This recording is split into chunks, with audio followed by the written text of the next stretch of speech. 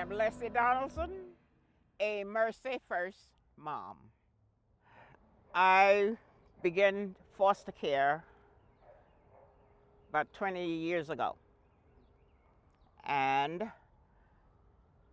I started out with Miracle Makers.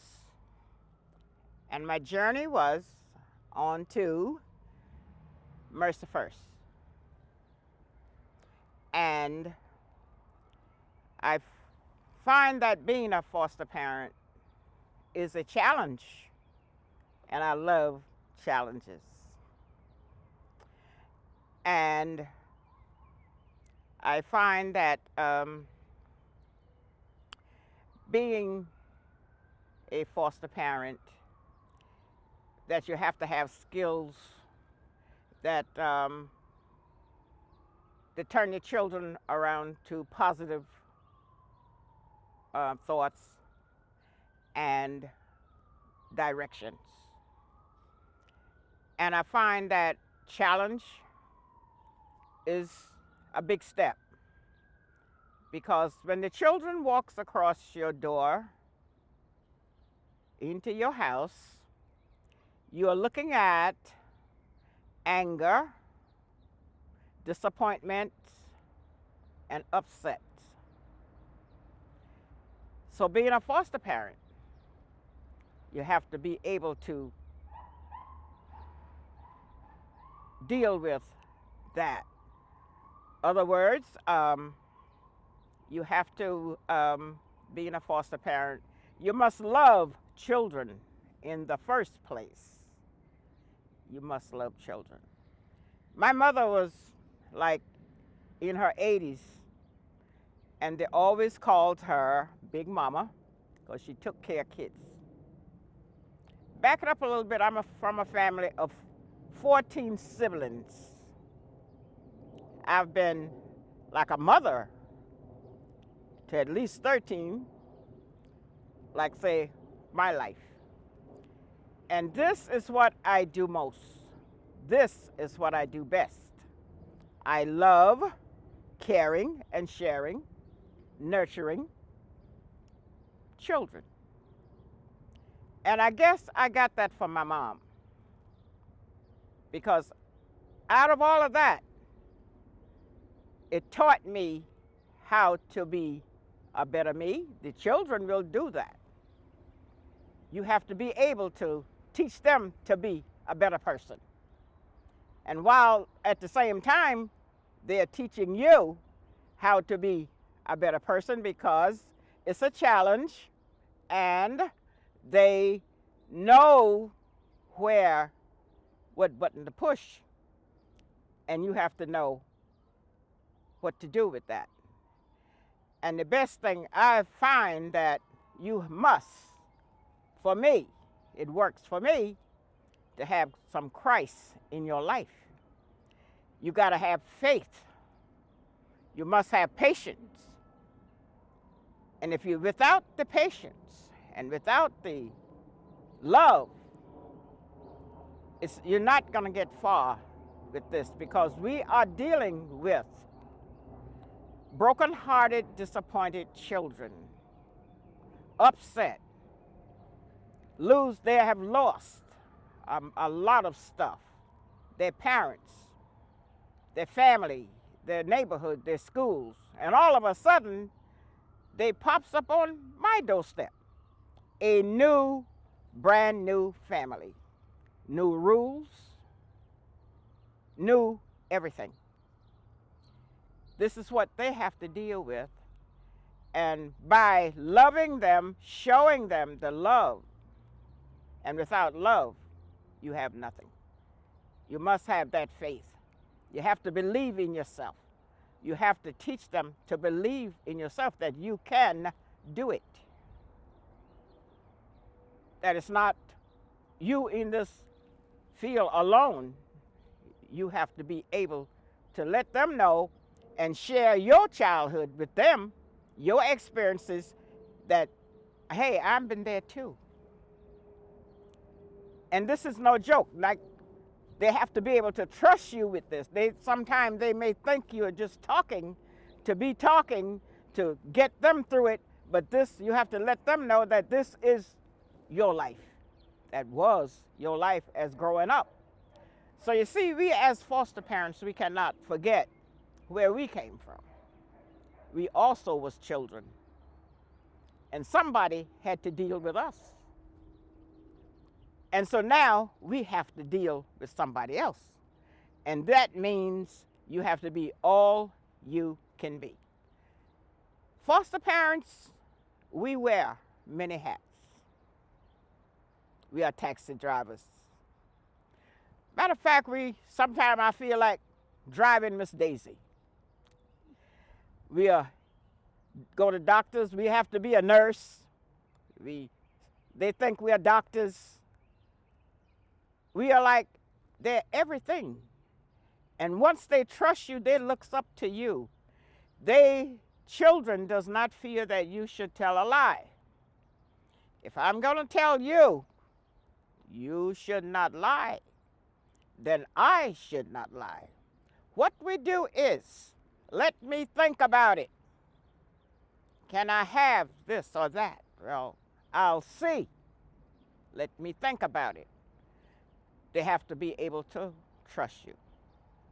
And once you get their trust, then we are smooth sailing.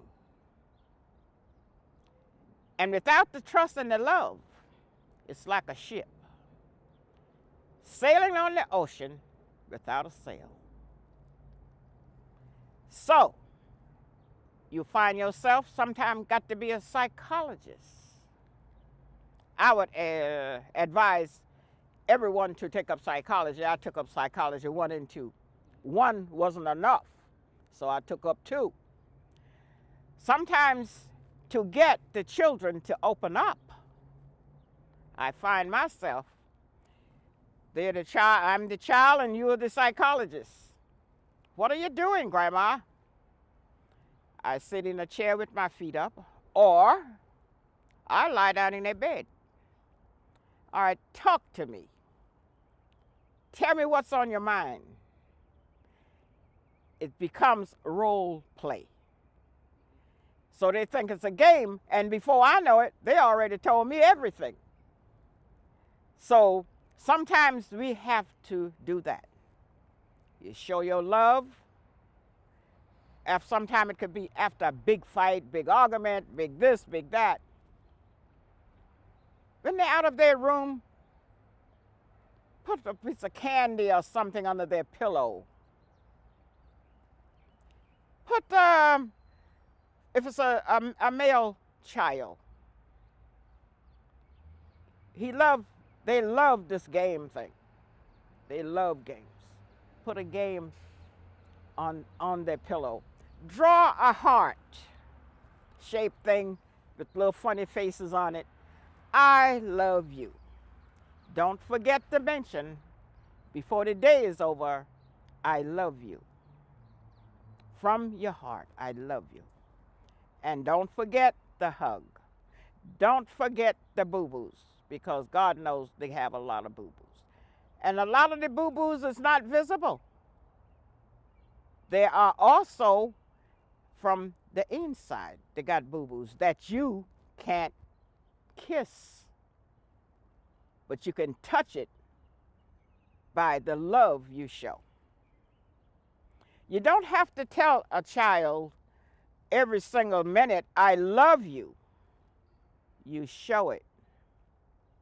You show that child how much you love them. You touch this child. You hug this child. And you tell them. Sometimes you don't have to say love. You can feel it. They can feel it. So you see, I walk by faith and not by sight.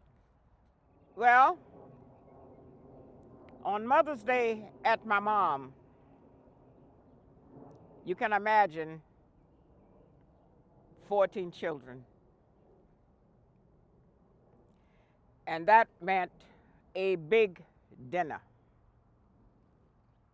When I was growing up, we only got big dinners: Mother's Day, Father's Day, Easter, Christmas. We look forward for those days. And my mother made sure that first we had to go to church on Mother's Day. It's always come on a Sunday.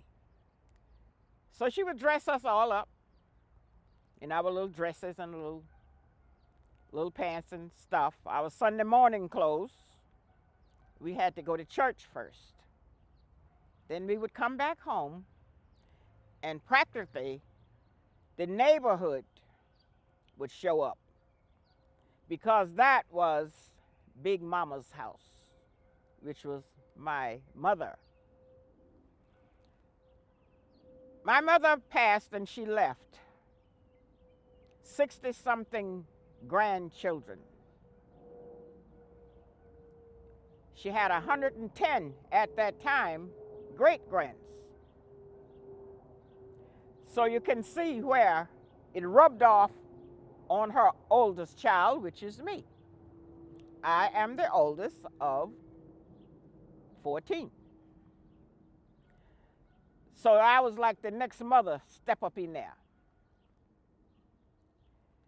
As I journey on through my life, I got married,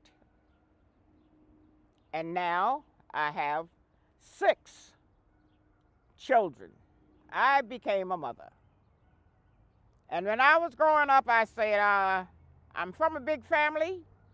I only want 4 children. That's all, 4. I can handle that. But then the Lord saw that I needed 6. So I became a mother of 6. I became a grandmother of 10. Then I became a grandmother of 8, a great-grandmother of 8. And I became a foster mother, didn't stop there, over 30 children. And right now, some of them are 30 years old. I get gifts. They come by. They love me and to death. You think they don't want to be called nothing else but my grandson or my granddaughter, my foster children. And they would take my children's place in a minute if they allow them to. On Mother's Day, they would come to my house. Everyone comes to my house, all my children, except the ones that's not in New York City. They comes. All the grandchildren that has gone home, foster grandchildren, they comes. And we just have a grand time, and I have lots of cards and loves and little wet kisses, all of that for Mother's Day. And Mother's Day is a glorious time in my household. As I say, we walk by faith and not by sight, every step of the way. Happy Mother's Day from MercyFirst family. What happened? You messed up.